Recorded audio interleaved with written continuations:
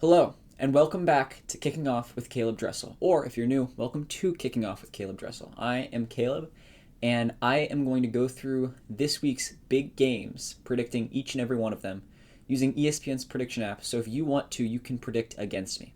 Let's get started. Starting off with LSU at South Carolina. College Game Day is headed to Columbia for this game. The first time that they've been there in South Carolina in years. South Carolina is coming off of a big win against Kentucky, in which they beat them handedly.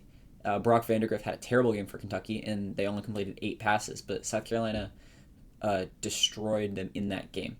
LSU is coming off of a fine win against a FCS opponent and looking to bounce back from their Week 1 loss to USC. LSU is the clear favorite here, with Garrett Nussmeier at quarterback being a huge advantage. But I do think South Carolina and Lenore Sellers will get this done. And I don't know, maybe we'll see some cool Beamer ball with Shane Beamer at the coach. Next, we have Florida State taking on Memphis.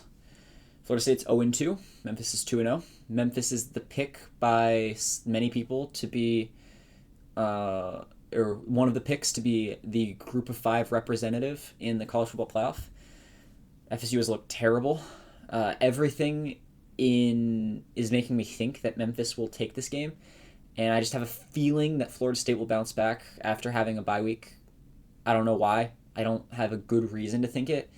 I wouldn't be surprised if Memphis won this even by 2 scores or more, but I am going to pick Florida State, and if they lose, I don't think I'm picking them again to win this year. Moving on to our 3:30 slate, we have Florida taking on Texas A&M.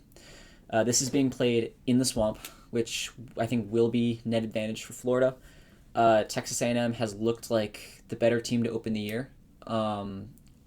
Florida has announced that Graham Mertz will be the starter, with DJ Lagway playing some. I think DJ Lagway, while he's raw, I think he would have been a better start, and I think that would have made me lean towards picking Florida more.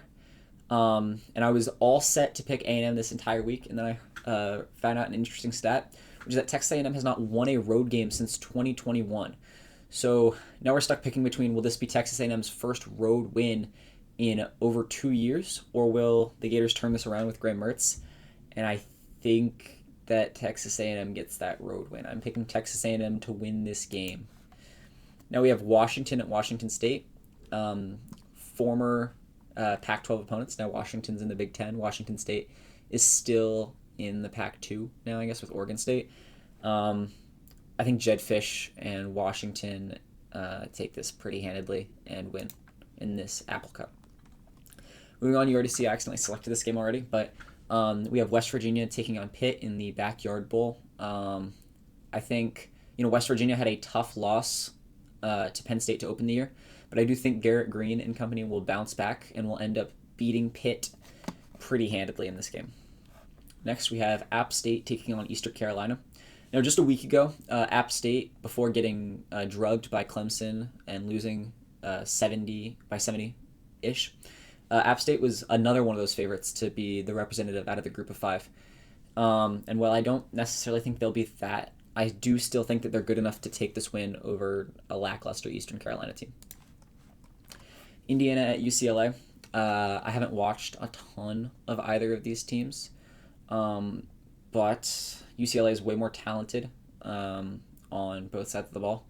So just for that reason alone, I'm going to pick them and hope they can get it done.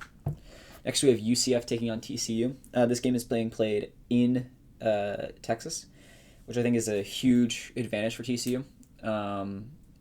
UCF is the underdog. They're run by quarterback KJ Jefferson, who is a transfer from Arkansas, who unfortunately did not have his greatest games in the biggest games. And so I'm actually not picking USF. I am going to pick TCU. I think Sonny Dykes and his team are going to get this turned around, and I think they're going to bounce back and have a better year than the lackluster performance they had last year.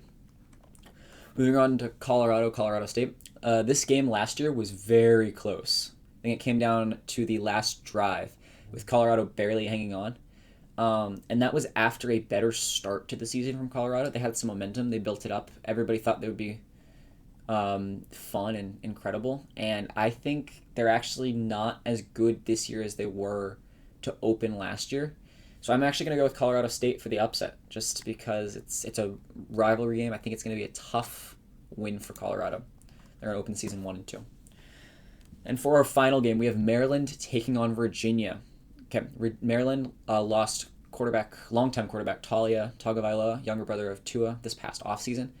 And he was very often the only reason they were competitive last year. Virginia hasn't been a good team, though, over the past couple of years. So I'm actually going to lean towards Maryland. I think Maryland's going to end up taking a committee approach and in both their running back and receiver rooms, and I don't think anybody's necessarily going to have a huge day, but I do think that they're all going to combine to play well. And then for the last, how many total points will be scored in LSU South Carolina? Who cares? I think it'll be a lower scoring game by LSU standards, who are typically in huge games. I think the final score of that game will be probably 27 to 20, so I'm going to go with 47 total points. And those are my picks for today. Let me know what picks you have, and feel free to compete against me. Do the same thing. Go on the ESPN website or app, fill out these picks, and compare your results versus mine at the end of each week.